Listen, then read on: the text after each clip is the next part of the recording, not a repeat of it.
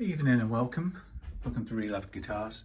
It's a Sunday evening and it's rainy and the rain is coming through the roof. Not in this room, thankfully, but in the other room. So I hope my landlord knows about this. I shall send a message. It's an old kind of agricultural building with a metal roof type of thing. Anyway, it's coming through and it's filling up the other room. So a little bit has come through in here. I'm trying to heat it up a little bit. Yeah, a bit of moisture or damp has come through here. I've recovered or retrieved that from the other room, so you can see some in the corner. So not brilliant, but I have a feeling they know something, or I have a feeling it might not be to do with the I think it's to do with the water because they've turned this off. So I suspect that in fact what's happened, sorry, this is a terrible piece of camera work. I suspect what's happened is they've split a pipe or something, or a pipe's burst and it's flooded, which is what's caused the the water to come through in the other room. Anyway, fingers crossed they get that sorted. So this is Andrew's Yamaha guitar. It's an F310 and it's a really basic, inverted commas, Yamaha acoustic. And this video is really going to be just a fairly fingers crossed, straightforward video covering I guess the things you can do to your new Yamaha acoustic guitar to make it play brilliantly well. So the first thing, think about this, what I'm saying, not only think about it, how to evaluate your guitar fresh out of the box when it comes to you from Yamaha, but also think about it if you went to see a guitar. This is really important. There's so many people, sadly, go out and look at acoustic guitars and buy them without really having a sense of how to tell whether they have any life left in them. And the first principle you have to accept, and I don't know this, I'm just saying this from experience, and so you take it, my opinion is that almost all acoustic guitars, most acoustic guitars are deforming from the minute they're made. So they're not up to, generally, the majority are not up to the string loading. I'm looking up here, why is that sticking out? People have been in here doing things. Yeah, not up to the, oh God, we haven't got water building up in there, have we? Oh shit, hang on. I'll come back to that. My lights. Let me see this. I don't want this to be the case. What's going on in here? Is this water in here? Oh lordy. It's not moving. I'm hoping it's not. I'll have to look afterwards. Well, it's working. It'll do for now. Yeah, so most guitars are deforming from the minute they're made. In other words, the pull of the strings is too great for the body, or put it another way, the structure of this guitar is not up to the task of holding back the force of the strings over time. And so what it does is it does a couple of things. It compresses the neck, and that happens on all guitars, electric or acoustic. It bunches the neck up a little bit. It pulls from end to end. So the strings pull and it bunches where it can. It causes the neck to bunch a little bit. It pulls the hell out of this top and causes it to either rotate upwards, pulling the top with it. It can't pull it along in a straight line, so it sort of forces the top to belly a little bit. And then if it can't do any more of that, then what happens is the headstock rises up a little bit and it ends up by kind of pushing the fingerboard extension downwards a little bit. Even though it's got a strong brace underneath there, it ends up deflecting this nice ellipse when you look at it from the side. And you can look down an older guitar and that you can see the crinkles around that little beautiful elliptical shape. But here it's nice because it's new. So that's what happens over time. And there are some brands who had certain periods of time and certain places where they made their guitars. For example, the Nippon Gaki factory in Japan at a certain time in the 80s, acoustic guitars from that period seem to remain untouched by time. They come out at the end of 50 years, still low actions, no deformation to speak of. And you can have other £600, £800 brand new guitars made today, which I might see in a couple of years from new, and they've got no scope for adjustment in the action. So the problem is, and Andrew, I know you've heard this already, but the problem with acoustic guitars for the vast majority is the only place you as the user or player gets to adjust the playing action is by virtue of the saddle here, and you can remove saddle material to reduce your playing action. There are some notable exceptions. Furch has a new neck system that you can dial in, take off and change the angle, user friendly. I haven't seen one of theirs, but it's relatively new. Taylor has had a system for quite some time, which is very ingenious, and it has a bolt-on neck and a paired shim system, one here and one on the front face. And by changing the values of these shims, they always keep the same relationship to keep the neck in 90 degrees, but it allows you to change the angle of the fingerboard in relation to the bridge, which fixes your ridiculously high action problem. So in the case of this guitar, if we had an adjustable neck, we would want to be tipping the neck headstock back and tipping up this fingerboard extension to point a little higher, closer to the strings, to reduce that large action. And to do that, we would have to push this bit out here as well, and then we would have to build up, well, the shim would have to raise this bit here too, but it'd have to do the same amount on each side. But like I said, for most acoustics, they're changing shape due to the string loading, and you don't have those clever neck adjustments.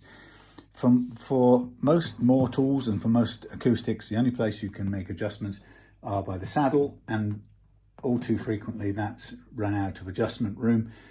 And so often I see guitars that have this sort of action down here, which is very high, and the saddle is already maxed out, meaning it's been reduced to its minimum, and there's either no more saddle practically available, or there may be a tiny bit of saddle, but if you were to cut it down any further or sand it down any further, you would lose any angle at all of the strings over the saddle, which will stop them playing and certainly interfere with them producing piezo signals if they are fitted with a pickup.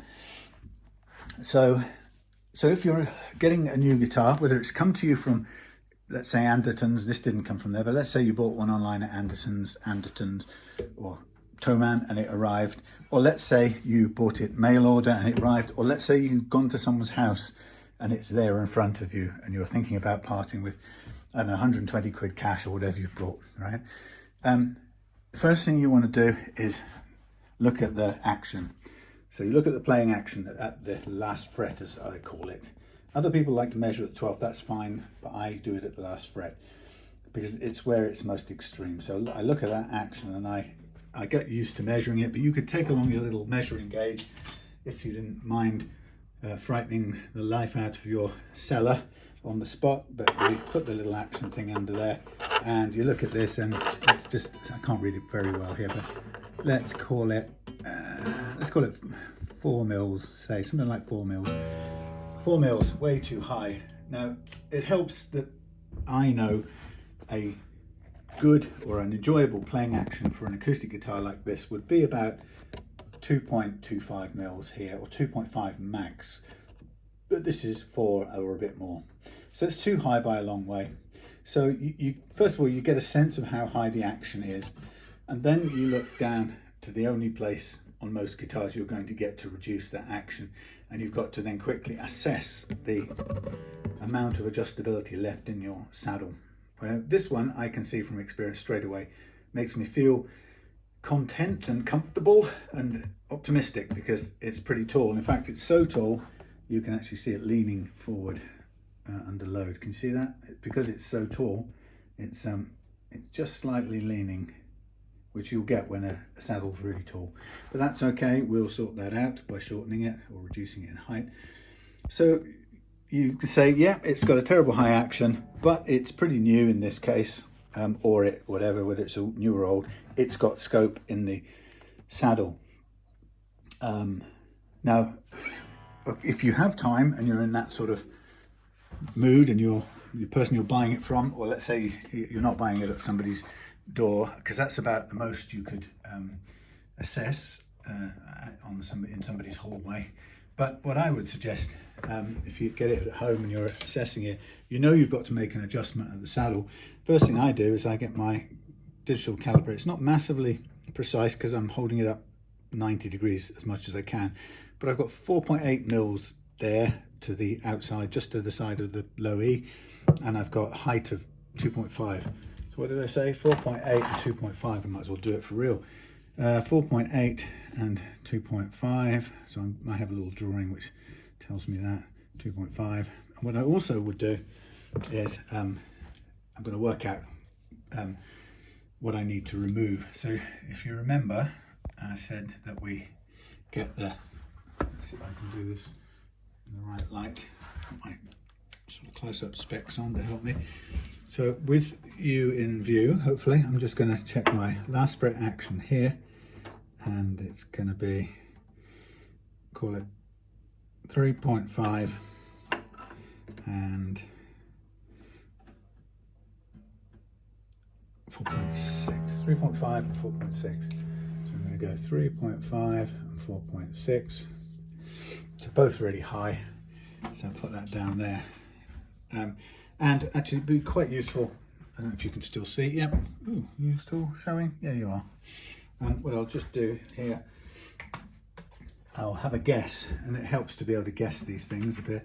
But if I look at the angle that this high string, or any string, but take the high E, it's important, take the high E string and look at the angle it goes across over the saddle at, and that's about, I'd say that's 30 degrees currently on the high E. So I'm just going to note 30 degrees on the high E. That's an angle. And the other thing I'll just quickly do is I'll check the neck. I'll check the relief in the neck. And it's, as Andrew saw when he dropped it the other day, it's barely more than none, but we'll go with that for the time being. It's fractionally more than none, which is actually where I want it to start with. If I'm going to have it anywhere, fractionally more than none is where I want it. So we've got a reading. We've got, whoops, hope you can see it, something like that. Shush. So I'm going to write on here my preferred targets. So here, my preferred target would be, I've gone as low as 2, but let's call it 2.25 at a ideal, and I'll go 1.75. Okay, those are my two targets. And so what I would have to do to get 3.5 there, excuse me, I'd need to take away 175. Okay, so minus 175. And just add them together, that's 2, that's 350, yes. That would be 2.35, so let's go minus 2.35 there. Add them together, 4.75. 4.6, yes, 4.6, right. So these are my amounts to remove, 1.75, and well, that's as measured at the last fret. Okay, but we're not going to be removing material at the last fret. We're going to be removing material at the saddle. So it means that if I'm 4.6 and I need to get to 2.3 here, it's going to be 2.3, but more because it's over here at the end of this triangle. So there is a small and cute formula that I use that works. It's not 100% accurate, but it's near enough. Because I'm working off the last fret, I times this value by 1.4 in both cases. All right, and that, if I make handy with another calculator, which I'll need to put back on charge in a second. Come on, calculator. I go 1.75 times 1.4 gives me 2.45, and then on the base side, some of you are already ahead of me and be spotting the problem with this straight away. Come on. I've lost the calculator. No, it's not the calculator. Where is the calculator? Thank you. Clear. Then we have 2.35 times 1.4 gives us 329 at the saddle. Okay, so the question we've got, or the thing we've got now is, I've now worked out how much I need to take off the saddle to give me the perfect action that I want for this guitar, knowing from experience that I know will play beautifully on this guitar. Now, you can see that that equals 2.45 on the high E and 3.29 on the low E. And the issue here is we've only got, is that 2.8 or 2.5? I'll double check. Let's make absolutely sure. Sorry about this. Terrible views. Just going to double check. Oh, we said it was, no, it's the height. We know what the action is. Come on, Sam, get with it. It's here we need to check. Okay, it's 2.5. So we've got 2.5 and we've got to take 2.45. So it tells us straight away that if we were to get to this target action, that 2.5 is all we've got above the wood, above the dark wood of the bridge, and we would have to take 2.45 out to get us the ideal action. So what it would mean is that this bit of the saddle here would be practically touching the wood, and this angle would be virtually nothing. So I think we have to step back from that, unfortunately, much as I would like to do that. We'll see where we get to, but we're not going to get to where I want. So we could do it in a couple of stages to get a look at it. We could say we will, if we don't like the thought of taking all of that out, let's say we took, let's say we can't go for 175. What if we go for 2? Let's do a separate sum down here. So 2 would be minus 1.5 at the last fret times 1.4. Anyone clever maths, 1.1 times 1.5. 0.4 is should be able to do it. 0.4 times 1.5. Come on. 4 5 is 20. 1 4 is 4. 6. 0.6. 0.4. 0.6. That should be about right. 0.4 times half of 15 is 7. 0.4 of 15 is 6. Yeah, so it's 0.6. So it's 1.5 plus, that's 2.1. Okay, so that's 2.1. That means we would leave half a mil behind. I can't really see it, but it means we'd end up with half a mil sticking up above here, which would be pretty small. That's if we went for, what did I say, a 2 mils. Well, no, that's if we went for, yeah, 2 mil action. So we're not really going to get a 2 mil action, I don't think. Let's try for, what did we say, 245, and then we've gone for 2.1, 1.8.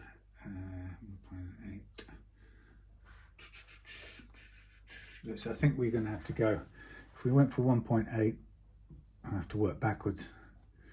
1.8 divided by 1.4, which I haven't got my calculator, I'm not going to do it.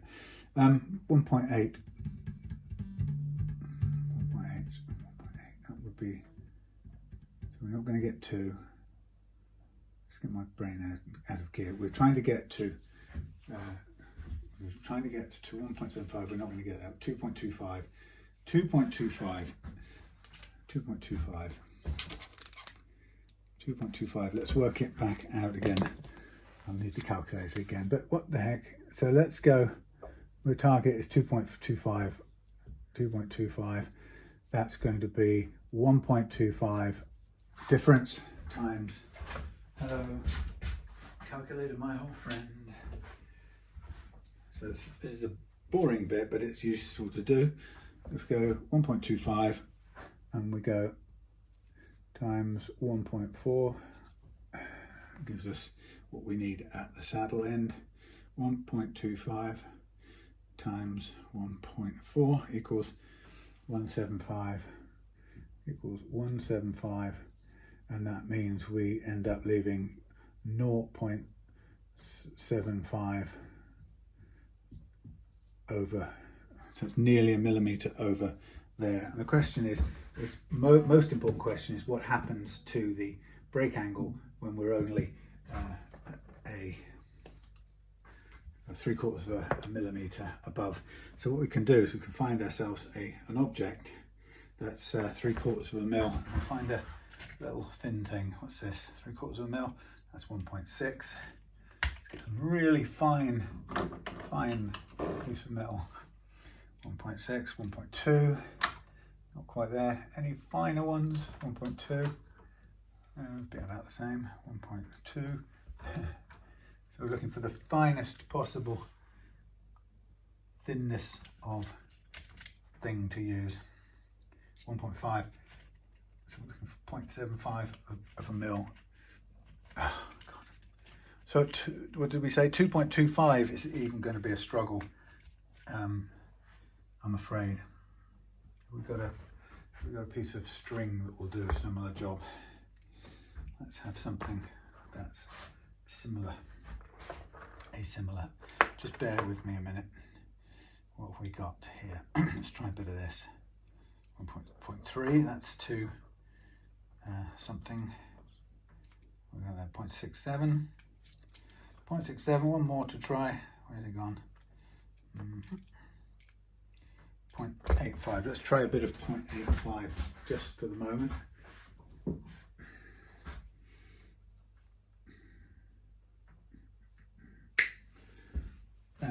This is not scientific, but it'll give us a chance to do a little test. Right, so I know I can leave myself 0.75 if I take it to 2.25. So let me just do a quick bit of de-stringing, taking off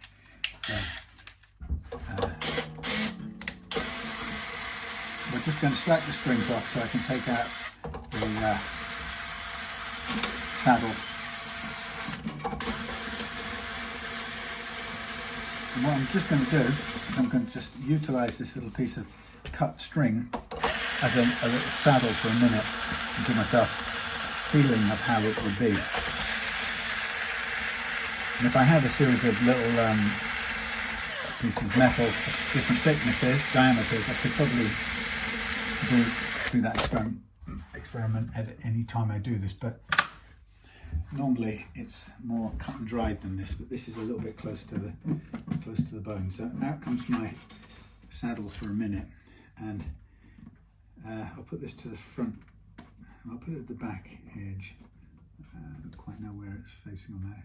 It's an uncompensated thing. So all I just want on here for a minute is get all of these out of the way for a second. Do me a favour, would you? Would you? Heck, come on. Thank you. Out of the way, please. Oh my God. Right. So this is my action sticking up above the wood. My action of, actually is about 0.8 of a mil. This is. Now it evidently makes a sound because it plays.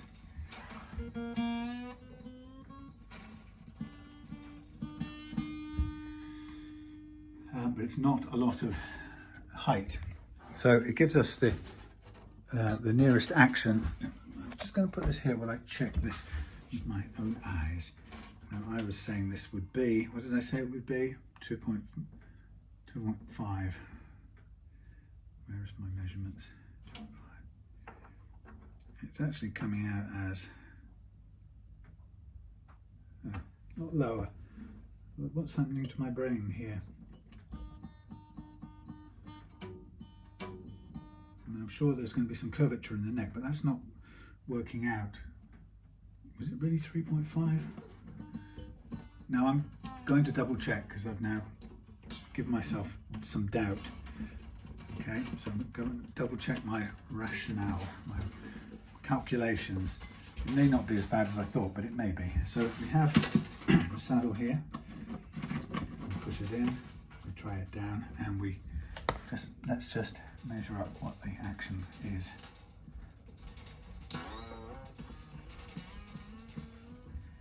So that's without all the other strings on for a minute, but I had it down as starting out at, it's actually reading,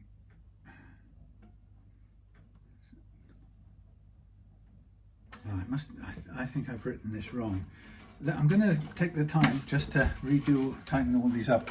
I think I've read that at millimetre out, right? I think it's actually 2.5.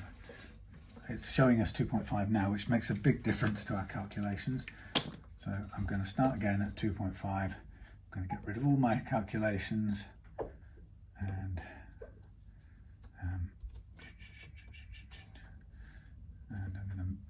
I'm going to just wipe it all out and just start again, just to be on the absolute safe side. If in doubt, start again. Right, let's just do that. Woohoo!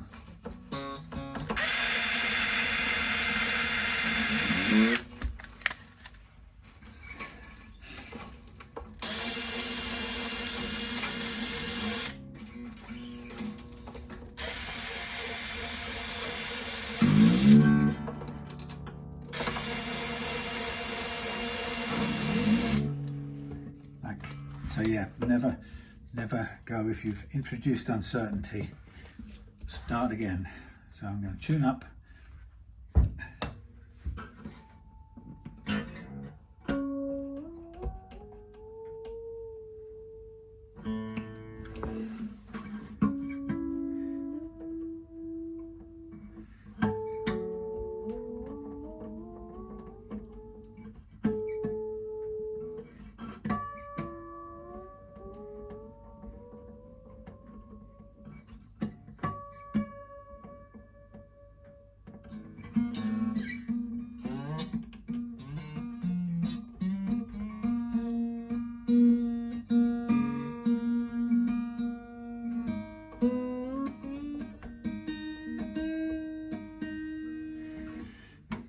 Now I hope I've made a mistake, because what I don't want to see is there's that much movement in the neck between tightening all the strings. So I don't want to see this come back to 3.5.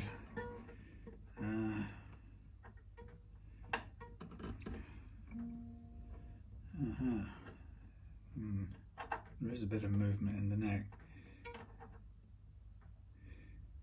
It's 2 point.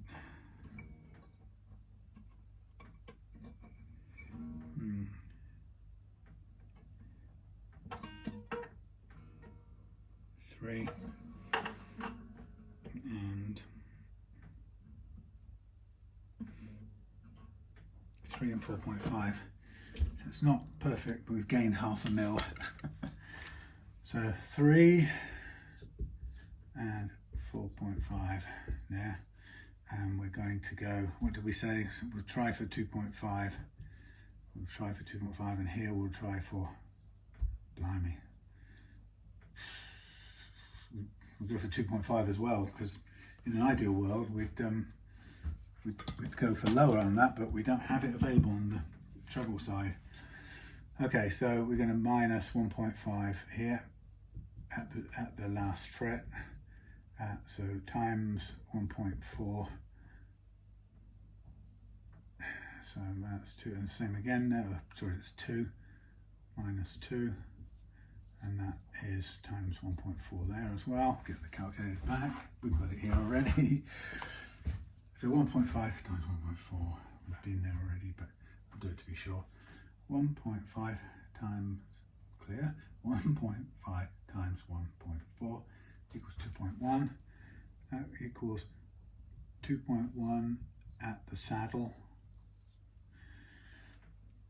And 2 times 1.4. 2 times 1.4 is 2.8, obviously, equals 2.8 at the saddle.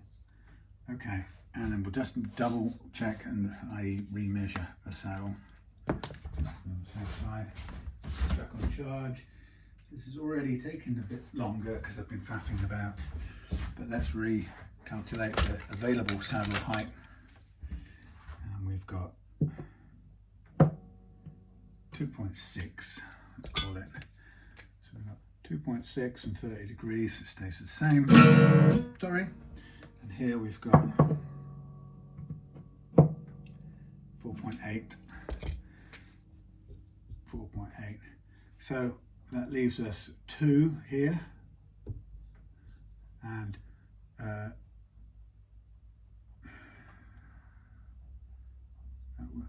this is not.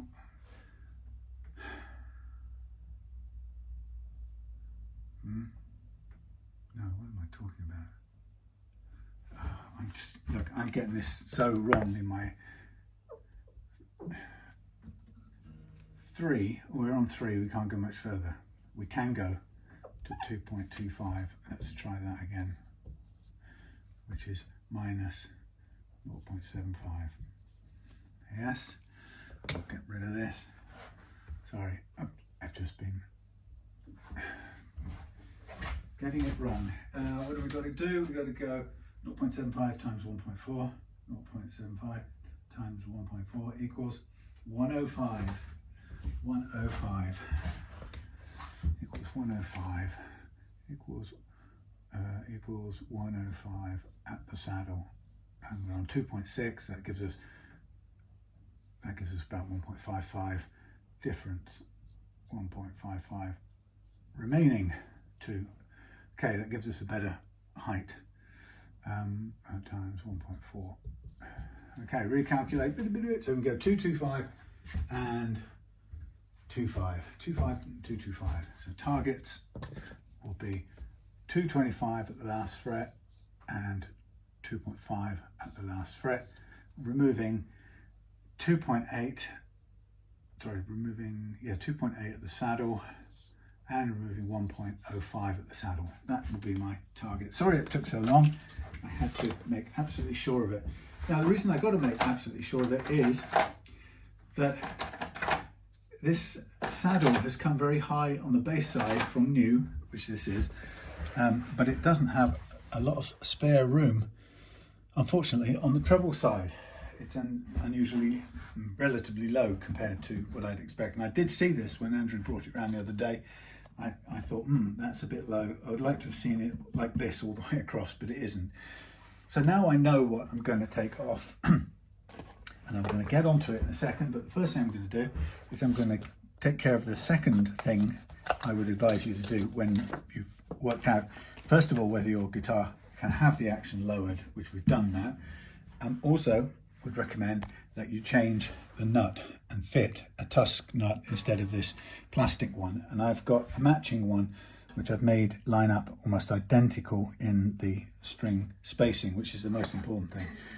So the first thing I'm going to do is I'm going to, in fact, I'm not going to put it on yet. I'm going to take care of this side first, because the reason for that is I don't want to cut this and get the base of this down to exactly the height I think it should be. I mean, we can put it in, does it matter? Not really. Let's do it while we've got the old strings in place. So I'm going to, first of all, just knock off this original nut.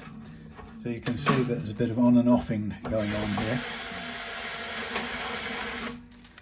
So the reason I recommend doing this is so that when you finish this operation with your new guitar, you have got the best possible action at the last fret, coupled with the best possible action at the first fret, and via a nut that is going to give you the right performance. It's made of the right material for the best possible, the word would be lack of friction. We want the smallest amount of friction possible. So I'm just going to check to see that this fits in the gap. It's a tiny fraction wide. It's almost an exact fit, but I would say it's verging on the just slightly tight. So what I'm going to do is I'm going to just take off a tiny bit off the flat surface, and the reason I'm doing it from this flat surface is purely because the flat surface of these Tusq nuts, because they're made by moulding, they tend to have a slight dip in the inside, so you can get them on and off. You can use that to reduce the dip, but also then end up with the nut being, what am I trying to say, exactly fitting into the slot. So I've taken a little bit of that dip away. Doesn't make too much sense there. So for now, I'm not going to worry about the width of it. It needs a little cut back on the width, but that's fine. I'm just going to put this in now, and I'm going to see whether it's a direct drop in. But first of all, let's put that to one side. First thing I'll do now is let's, I think it's about the right height. I'll do one string up and just see where it sits. Gap over the first fret. Yeah, it's very close. It's almost a drop in. It's going to go down as we lower this, so it may be that we have to shim this replacement nut, which is a possibility. So I need to slack off now to remove the saddle, and next thing I'll do now is we'll get the saddle worked down to the exact target height that we're after. Plenty of slack. This is why these strings will always be binned after this setup, just because there's so much toing and throwing, removing of the saddle, replacing it. But we've got a new set of 11 to 52s waiting anyway, which is good. So we use our fret puller to just gently grasp hold of the thing. Now it's a plastic saddle, but that's not a problem. I'm going to put the guitar on a peg and remove this neck out of the way for a minute. You can safely go over there, because we need this sanding board for this job. And let's give you a view. Hello. So let's have a look at the under. Oh, it's got a piece taken off it, a chip taken off. It's also got a lean on it, which is why it's leaning. I think sometimes some people are of the view that they should lean to counter, if anything, they should lean the opposite way to counter the string pull, but that's only if they're really tall. If they're going to be the height that we're going to have them, they aren't going to do that leaning. Now this makes a slight problem because I'm not entirely sure which measurement we're going to take now. I'll go from the long side to be on the safe side. You with me? I think you get what I'm after. So let's go, we're going to go on the bass side, we're going to go mark a 2.8 removal.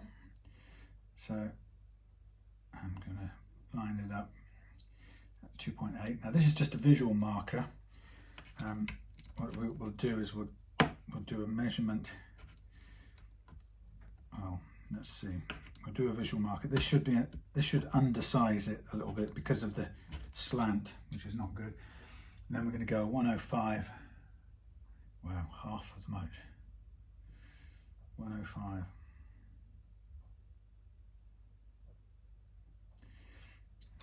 On this side, and then we're going to mark that hopefully and join up those two marks. Unfortunately, this doesn't make a very clear. I've lost my marking pens. Damn it! Doesn't make the world's clearest lines. Now I'm going to try and get a bit of colour into the cut that I made, and see if I can just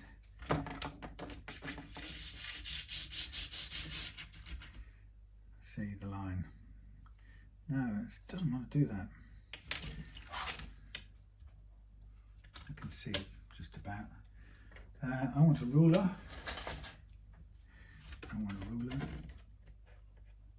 There's the line, and there's the line there.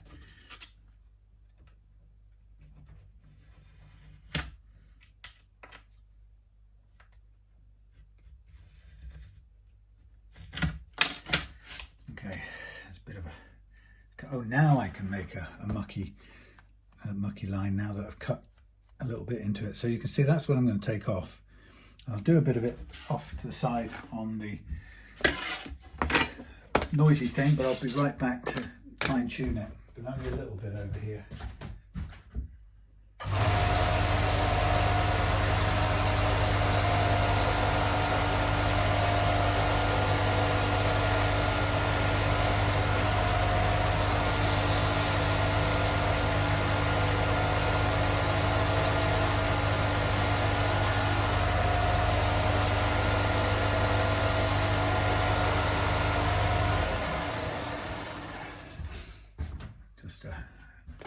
The machine is good for doing part of it, so I'm still above the line there.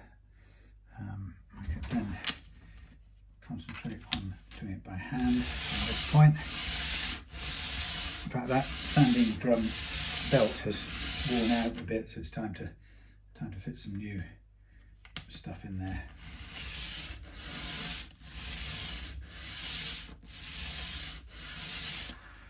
So I'm coming down to the line, as I can see it. There's a little bit left, but this is a conservative line, if you like. If you remember that I went to the excessive side of the, what's the word I'm looking for? The lean. So I left us with plenty to spare.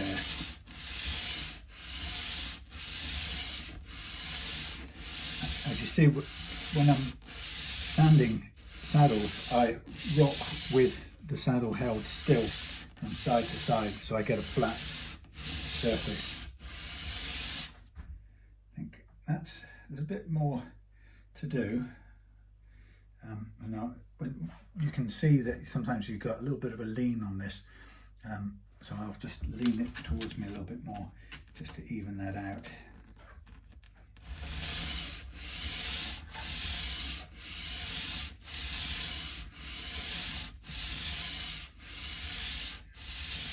It's a matter of sort of guessing the amount of force you require to flatten it out the way you want it. That looks pretty good to me.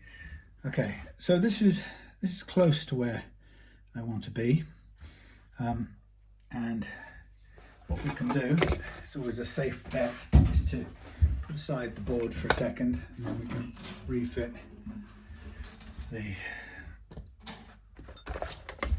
saddle and have a looky look at where it's got to. Yeah, that feels pretty good. And if it feels good where I've got to, sometimes I just call it good at that point.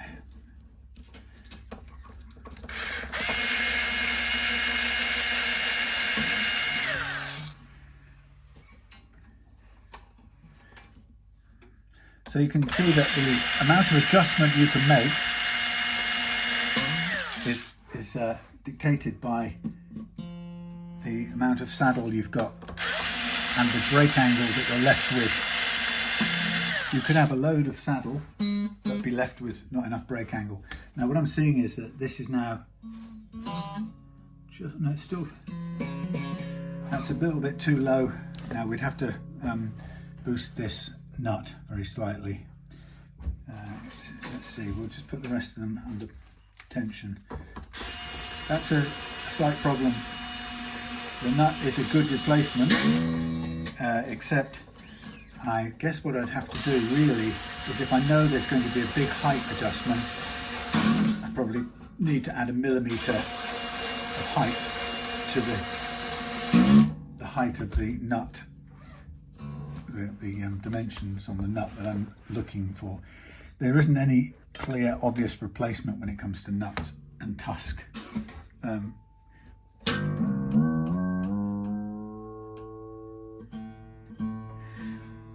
Tusq make loads of nuts, and they try to make nuts for every manufacturer and most models. It's impossible.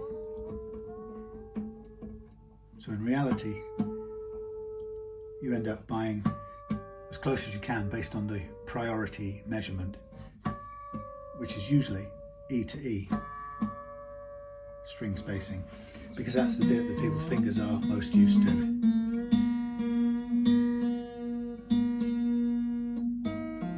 This might just work.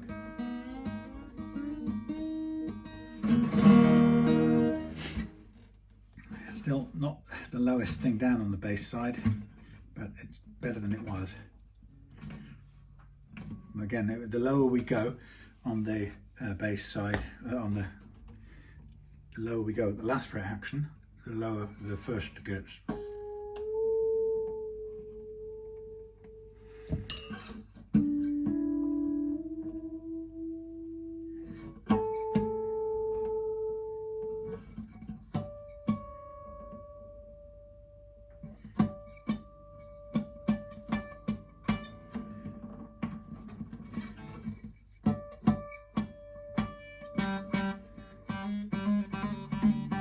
G is low down, so we're going to need to boost this nut a tiny bit. The G, so what we've got here is a nut with a slightly different radius from the original nut that's supplied, but that's how it goes, I'm afraid. You try to get the right one. There's so many variations, and even when you're buying them, believe it or not, you might not believe this, but in the Tusq catalogue, it doesn't even say for every one of the several hundred of nuts it makes, it doesn't tell you the radius of the nut, the replacement nut. So now we have to do a little bit of change here, which means we get ourselves a piece of Tusq material, ideally, and the aim will be to boost this this nut on the bass. Now it can be Tusq, it doesn't really have to be, as long as it's the right colour or the same colour. So we could technically use a piece of saddle if we've got one. I prefer not to use bone if we've already started with Tusq, but we do need a piece of the right size that we can stick to the bottom. And it is just purely a stick it to the bottom and sand it down. We could do it by using, sometimes it's entirely possible to use stuff like, for example, tape. You can use some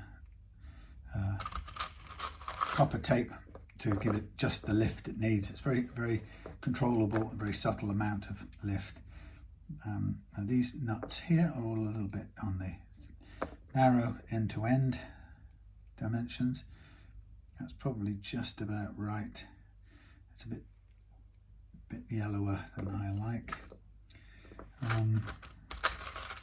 So this gets really boring then as a spectator sport while I go faffling around. Now we've got a piece, here's a piece of Tusq, the right length. It's flat, and we'll stick it to that, and then we will work it back. So we get ourselves a bit of the glue. Now the thing is, this has already been put under heat, a little bit of heat, so it's slightly changed shape already, but we can live with that. Let's get a little bit of a surface to glue on, and then we'll press down. So we're just basically going to attach a piece of the same material, and we're going to end up wearing it away so that, get off my thumb, thank you. We're going to wear it away so that we're left with the thinnest of increases or boosts in height.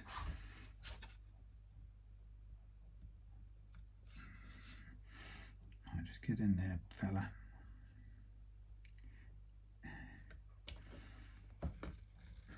Oh, crap. It's not very easy to control, you see. Nothing's easy to control when you're under pressure. All the plans you have of getting it beautifully lined up go out the window, and you exchange it for just getting it stuck. That's the main thing. I think if I can get the damn thing stuck, I will be happy. Forget getting it all lined up. So I'm going to spray on a little bit of accelerant. Come on. Right, so now I've got me a little bit of extra, and I've also got me a room to maneuver. So let's get these out the way, these out the way, these out the way, and then we go back to resizing this. So I'm going to do a little bit of sanding again.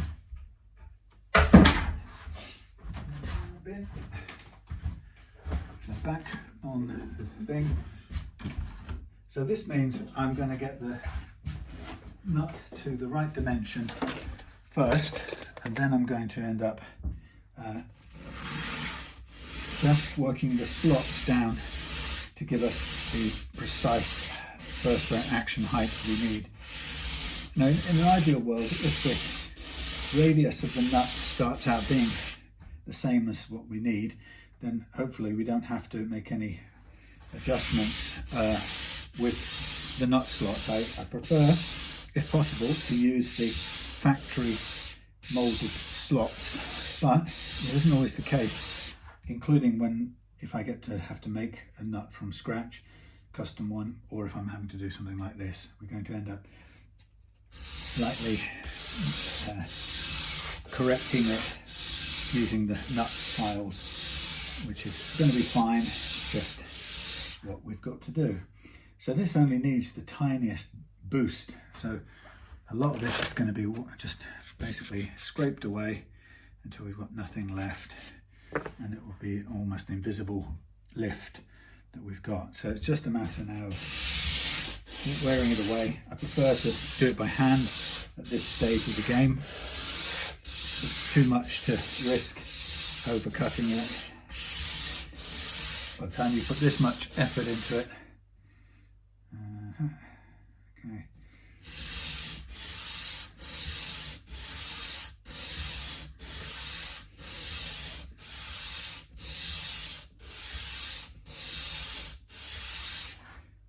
Looking good, looking good. And then once I've got it really thin, then I'll tackle the slight oversize on the edges and bring it in flush, and then the ends, and then we've got our little boot lifting it. So the thinner it is first, the better, I think.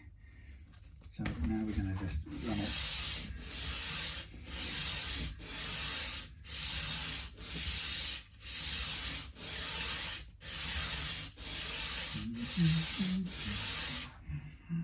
Yeah, it's funny, that thing about the Tusq nuts. You know, when you first start doing this sort of thing, you kind of have this hope that Tusq will have a drop-in nut for everything you're trying to do, and then you pretty quickly realise that you're lucky actually if the Tusq has a drop-in nut for anything you're trying to do, because it's just by miles it's the exception to the rule. Because I just think they tried obviously to start out having excuse me, start out with a nut for every model. It just doesn't work out in the real world. So the amount of work you end up having to do yourself, and Tusq tries to sort of warn you about this. It does say some manual working of the dimensions will be required, you know, because they're not all exactly the same length and such, and it's quite true. And what it's really sort of gently pre-warning you is that you're going to have to probably do a lot of tweaking yourself, especially if you do this every day as a business. Okay, so we're almost there at the back for the overall width. Just, that's it. Now we've got that side. Now we've got a bit of excess to get rid of here, for which we can take the stuck down edge here and then just run it along gently along there until we're nearly there.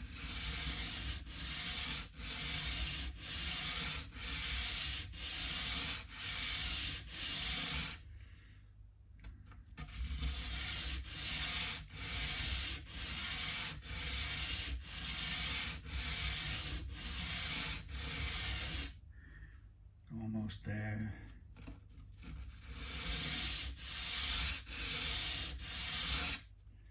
Almost there.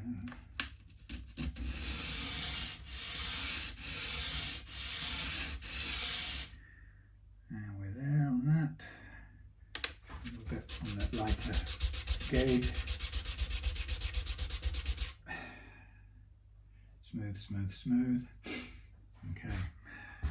So we've now got the nut down to same as before, with currently about 1 millimeter above, which is going to be too much. So that's fine. We're going to not worry about that. We're going to take it down a little bit more.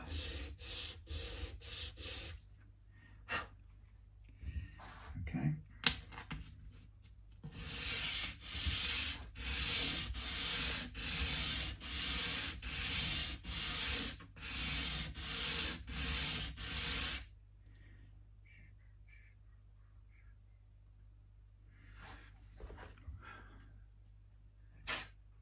Don't chase me, little flying creature.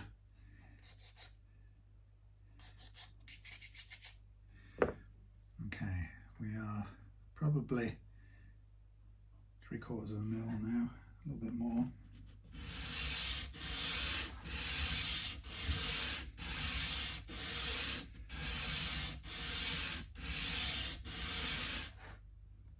Very nearly. Push it forward a little bit.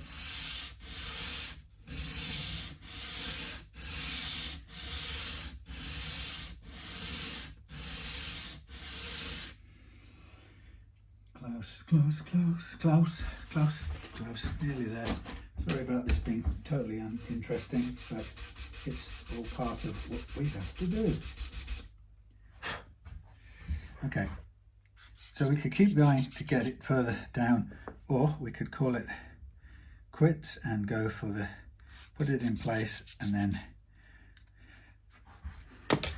use the those things, nut files, to do the fine tuning. So let's reposition it. Drops it in, get it in. These will be quite a bit higher now. Now we can do some more reduction, and I'll show you how I would perhaps do it.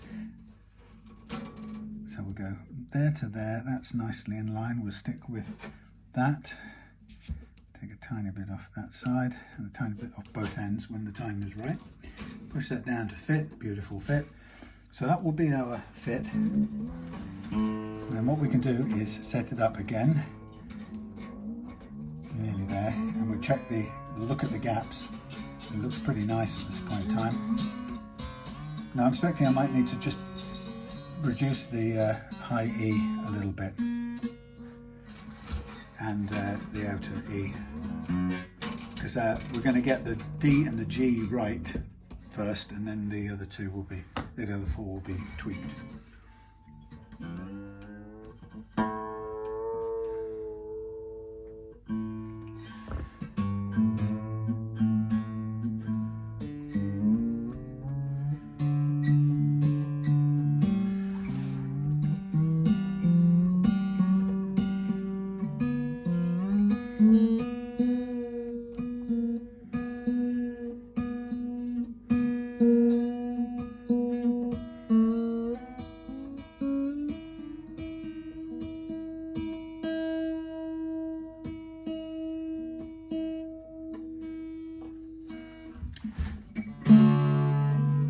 Lovely. Okay, so yeah, we're good on those. We're probably a tiny fraction out on the outside E's, if anything. So that's a good fit in there. So we would want to just a tiny bit on each side. The angle of this neck tends to leave the strings quite close to the edge, but c'est la vie, unfortunately. So what I think we shall do is we shall push in this one a tiny bit, even though we could just do it with a little tap, like so, and then mark up what we want to remove. So if we want to just push that in a tiny bit, we'll go. Sorry about the singing noise. I'm just using this as a guide.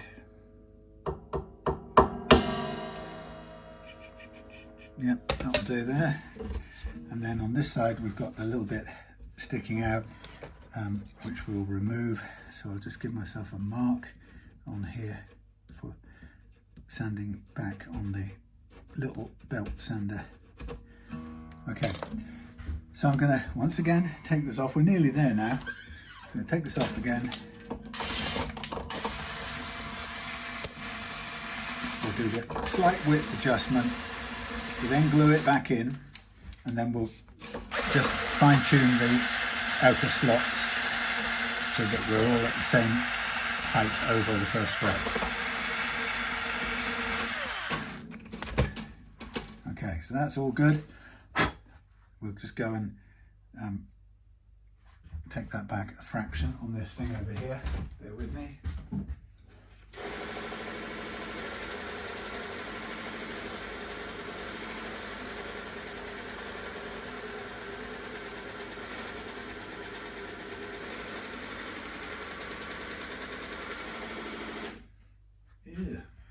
Dust.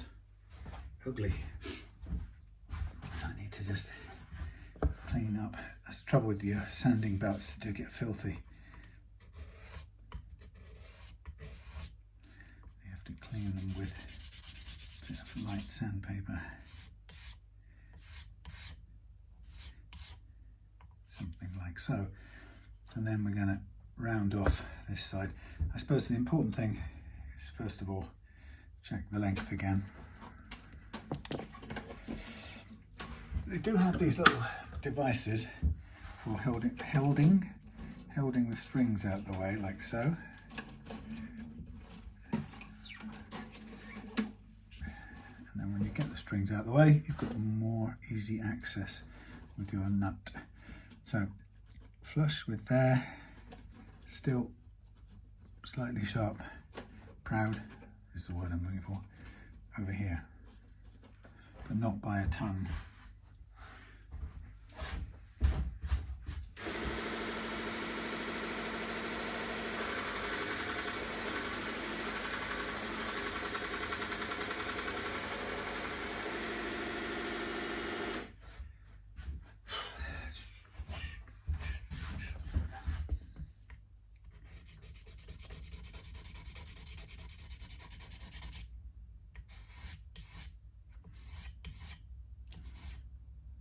Clean up. Right, almost there. We'll just round off the edges a tiny little bit so that it's nice and soft, like so, and like so, and then smooth it off a tiny bit more. And so.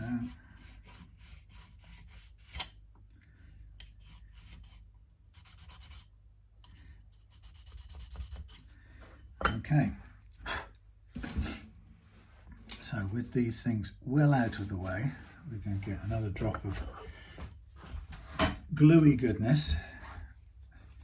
Always frightens me using glue.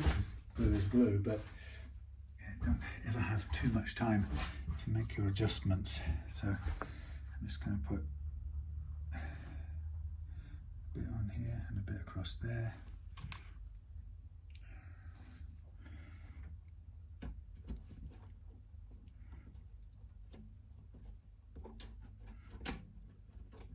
That should be as good as we can get. Is it all in place? It's all in place. And then what you can do is you can get a string up on there and push that, tighten that down, and like so.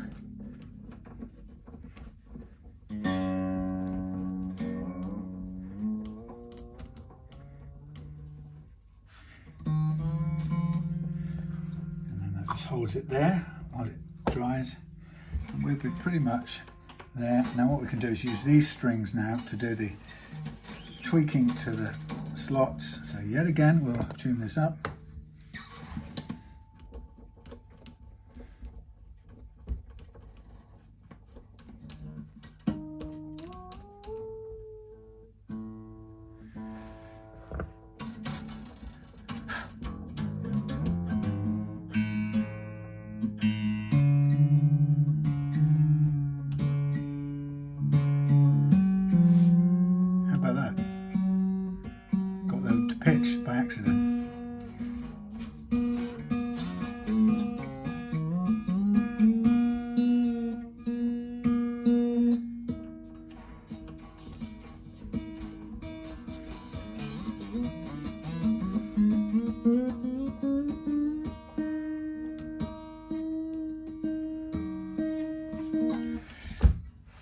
So there we have the basic thing done, the nut in place and everything as it should be. But what we're going to do now, sorry about this lousy boring camera work, I'm terrible at this, is we're going to take care of the slots. So I'm going to just move off the top two strings for a minute, and then we're going to check the action over the first fret here. Now we've got 0.3 of a mil and a bit more, so let's try for a 0.4 if we can find it. There it is. 0.4 on an acoustic is what I typically go for. In fact, that is very close on the mark as it is, so that's what we'd expect. 0.4 on the G. There's going to be a little bit more clearance now here on the on the B. So now we're going to take the B thingy and we're going to use the what's it. So we're going to cut a little deeper in the slots. We're also going to get a piece of sharp pencil. It's always handy. We keep putting the string back in and checking. Again, looking for the height. And then what I tend to do is use a bit of pencil to mark the slot so I can see when I'm starting to cut the front edge, which is where the string goes over. So that's when it goes, you know, we'll lower it a little bit. So I'm now cutting the front edge of the slot. There we go, and then we use our 4 again. We're very close. It's kind of the same to me. I'm happy with that. Look at the E.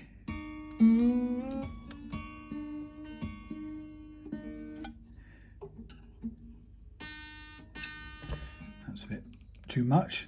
And what we do is we get this one into there, and we start by cutting backwards and downwards a bit, just to open up the slot a little bit. Put some stuff in there, and away we go.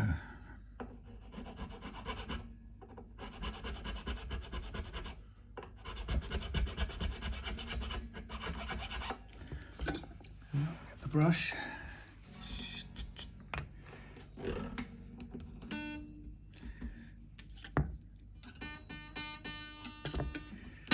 So the important thing is that we cut down to the height or the depth we want to give the correct first fret action, but it's really critical that we make sure it slopes backwards like this, so that the string comes up and launches off the front of the nut in a straightforward way. There's no, we don't want a string that's going flat through the nut slot. So there it is, that looks perfect to me. Almost spot on. So we can come off with the low E, off with the high E, the A, and then we'll check. Yeah, we're on the mark with the D as I thought we would be. Then we come back up and we mark up the A slot, and then we'll put this in and we'll check with our 0.4. I see quite a gap there, so I'll do a little bit of work there. Again, same principle, working backwards, widening the slot a bit while we're doing this, and then as we come to the front edge, a little bit of lowering to take the height down to where we're aiming for. 0.4. A bit more. And this one.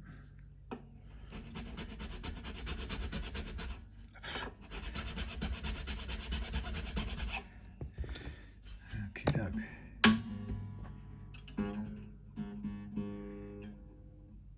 Tiny bit more. So the thicker string slots always take longer because there's more to cut and to move. So it's a little bit like harder work, and you have to sort of be patient. You can get impatient and find yourself over cutting.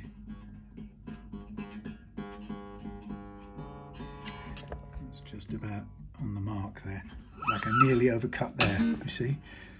So now we're on the last, the low E. This is now using the old strings, of course, so it's quite a bit to take down there. Using the old strings, so I'm in and out of the slots, getting manhandled, but the good thing is, of course, we'll put new ones on shortly. Okay, let's see where we get to. Doink. Big gap still.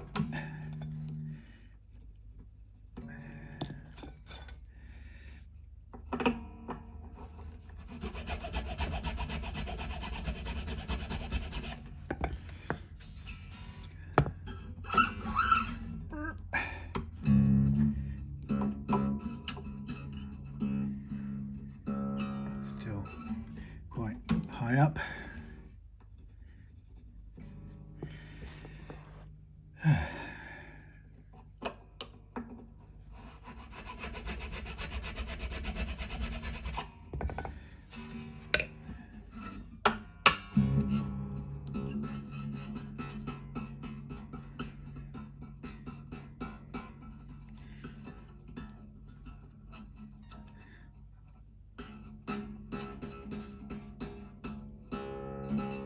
Just on the mark.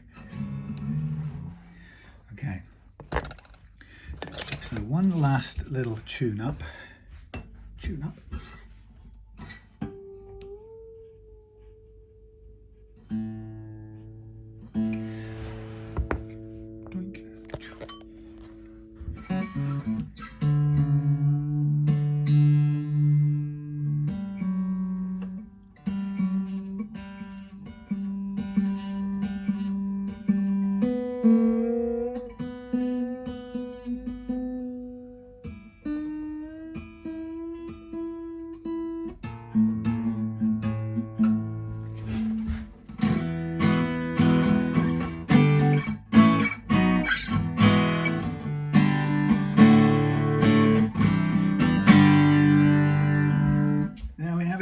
Righty-ho. So, let's get off the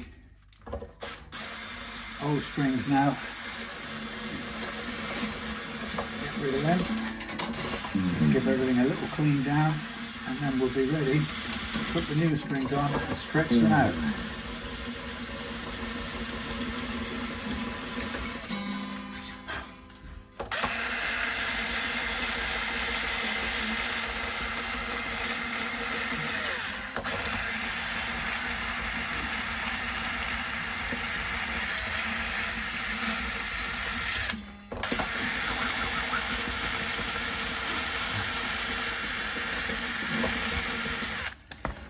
There we are, dusty. Clean. We could probably put a tiny bit of manual, what's the word I'm looking for, manual filing on there. It's just overhanging a tiny bit still, but that's okay. We're going to take care of that with file and some green tape. Right, let's pull these up.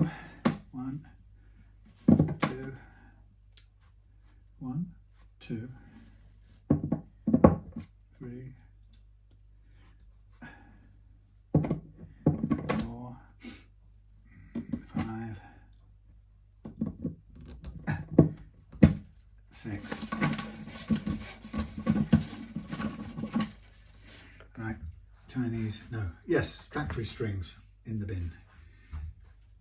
We don't need them, don't keep them for any reason.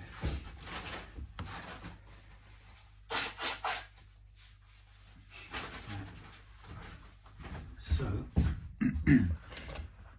what we'll do is get a clean rag, give everything a quick once over with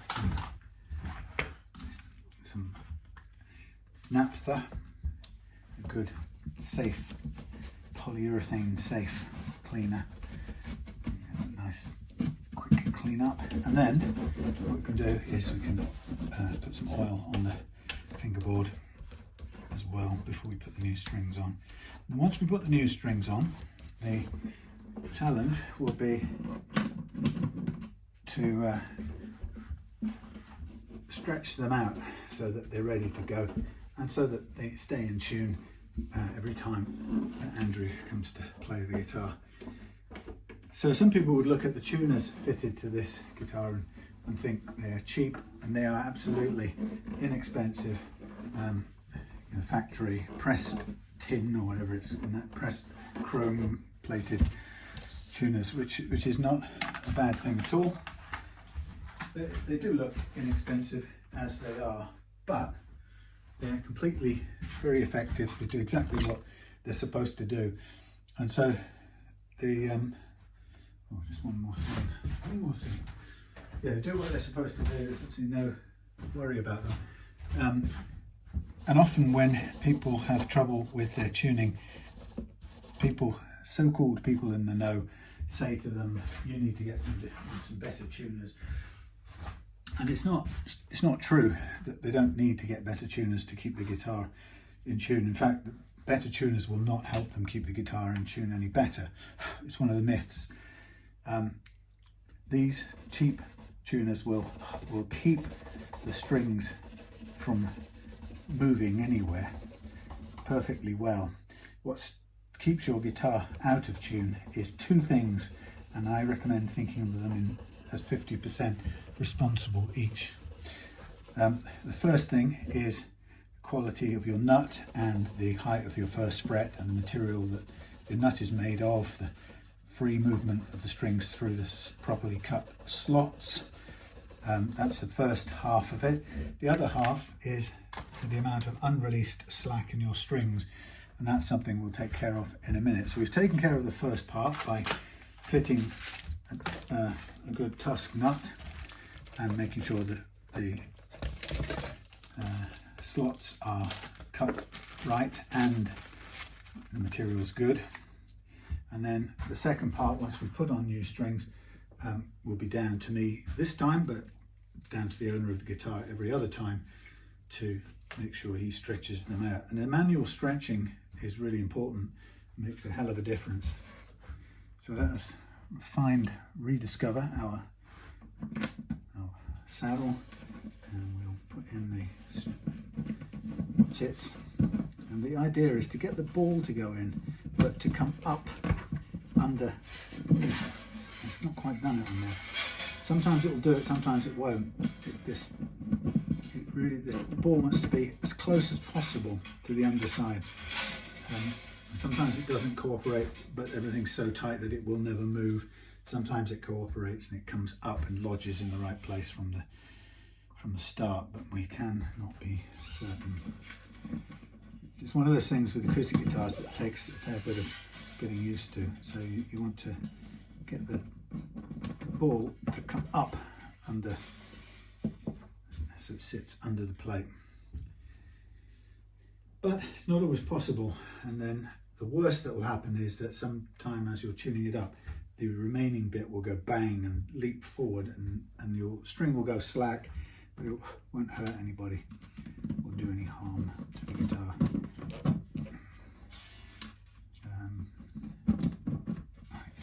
So there we have our strings on, and then what we'll do is we'll zoom in and we'll look at the headstock for tuning things, or not tuning, for tightening up the strings.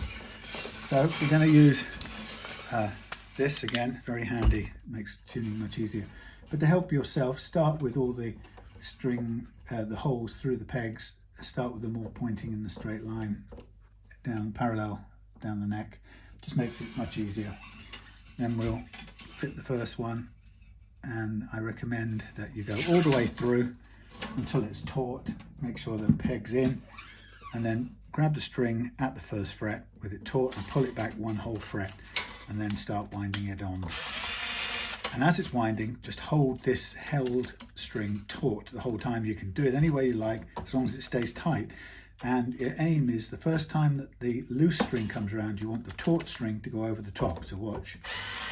holding it, lifting it up so it goes over the top of the loose string, and then I'm bringing it down as the loose string comes round, and I've directed it underneath the loose string this time. And I'm still keeping it all tight and in position, and there goes the clunk from the peg telling me it's pulled the ball right up underneath the peg. It's tried to pull the peg out, but it's not going to succeed. So that was a little clunk that you get. So here's the next bit. I think I've raised the temperature in here because I've had the heating on to try and dry it out a bit. Yeah, not that it will. I'll turn it off before I boil. Right, so here we go again, all the way through in the slot, pull taut, grab it at the first fret, pull it back a whole fret, wind on, hold it up, over the loose one, and as it comes round, under the loose one, yank the loose one out of the way and up, and just keep on feeding that held one underneath. Make sure the peg is in, pull it up the bottom, you can give it a little pull from the base whilst holding the peg in and being sure that it won't pop out anywhere. So there we are, here comes the D, first fret, pull back to the second,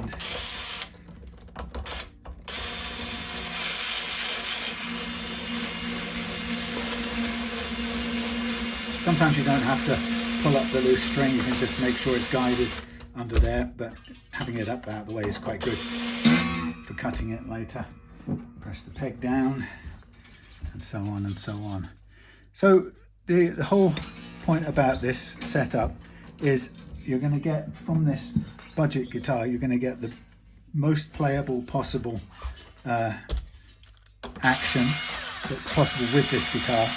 What you do know about it is that when it changes shape over time, from now, which it will do, there is no further adjustment we can make. We've done it all in one go, and why not really? You know, you're going to give it the best playing action from the get-go, as it were. Is it a shame that there's no further adjustment for future years when this thing gets older? Yes, but then you've got to be realistic and recognise that it's, you know, it is of a budget, and you could take some comfort from the fact that not even many of the much more expensive acoustic guitars are liable to the same distortion and the same deformation. So, you know, it's price point doesn't seem to save you. Careful choice of certain guitars can do. Like I say, I can be sure that one or two brands or models seem to be good, but I can also see, you know, I've known a certain range of Yamahas that I've seen being absolutely rubbish, whereas these basic Yamahas for the money have never seemed to be bad at all. So it's one of those difficult things. Okay, pull up at the base, keep the pegs down, pull up, pegs in, pull up. Right, so I'm going to snip off all the leftover overhanging bits. I don't know what you can see there. What can you see? Oh, you're about there. So we go along and we just go goodbye, goodbye. No bits to hurt anybody's hands, like mine usually get bloodied.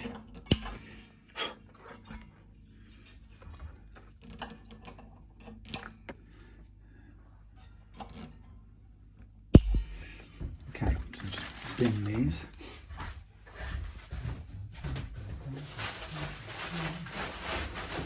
I'm going to open this up a bit because I want some little bit of cool air in here for the minute, because I've got warm doing this now. So just zoom out now, and we're going to do a sort of basic stretch.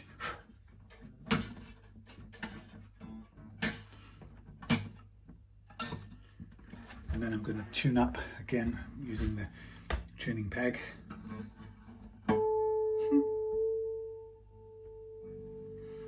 How could you do that?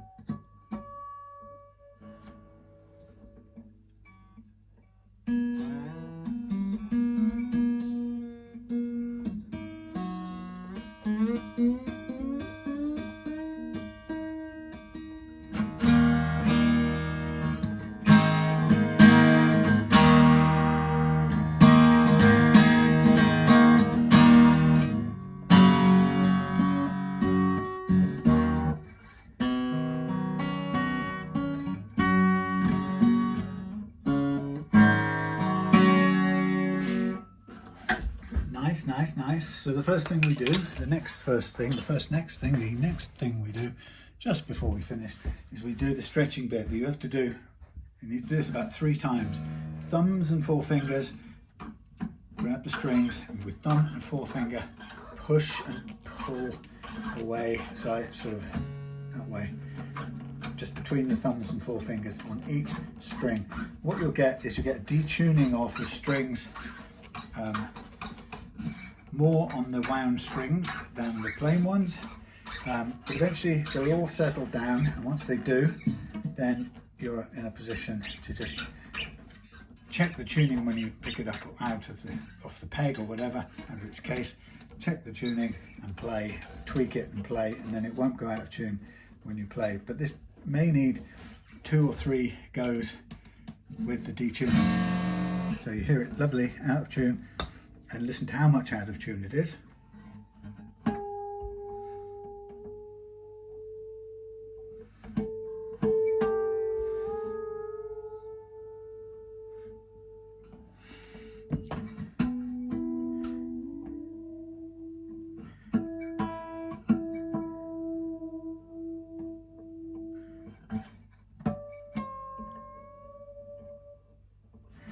So you think of how much out of tune, how much detuning each of those strings has experienced.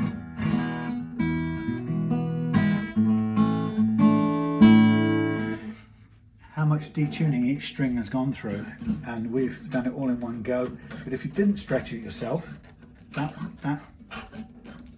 detuning is waiting to just happen as you play, and it'll only come out in little tiny percentage of, or fractions of a cent of detuning, but enough to spoil the chords you're playing, and enough for you to be out of tune with the people you're playing with if you're playing with others. So getting it all out in one go is a brilliant way of being in tune whenever you want to be in tune, because as you get older, you realise that being in tune is the #1 priority for a guitar.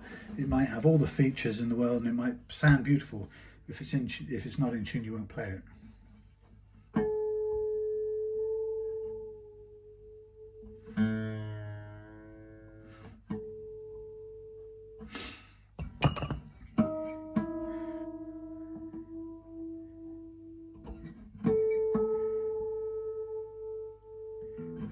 So much less.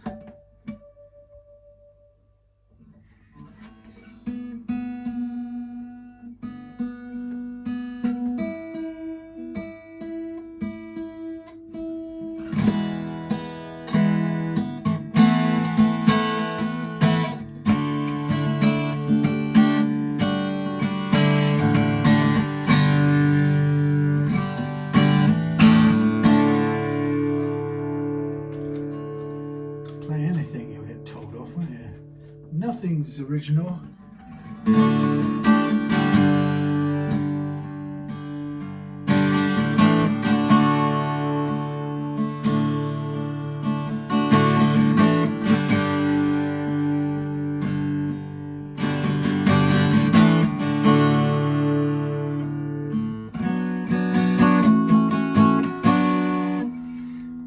No, you don't know what it is, Google. You don't know what it is. You're not going to demonetize me or share my profits with some 60s super group who are rich enough. Thank you very much. Right, this will be the last stretch we need to do. You heard how little detuning was going on after that, so this should be fine. And that will be it then. We'll be back in the bag, back home, and ready to give back to Andrew. So, like I said, not as much of a. So, put it another way, the limits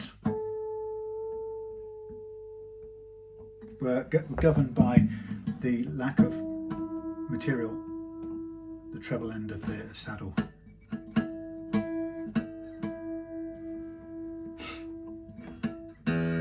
Well, we could have gone a bit more, but I think it's right the way we stopped.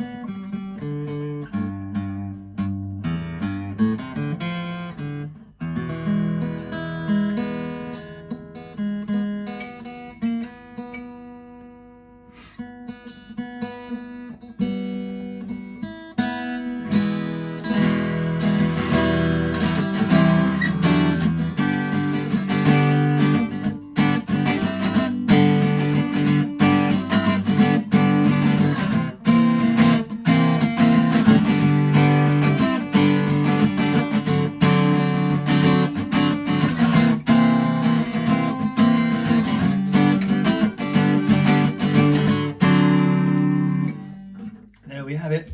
Done. Thank you for watching. Sorry about the lots of fiddly bits in there. It was going to be straightforward, but it turned into a bit more difficult because of the height of the nut issue, but that's how you take care of it on the fly. So thank you for watching. See you again soon.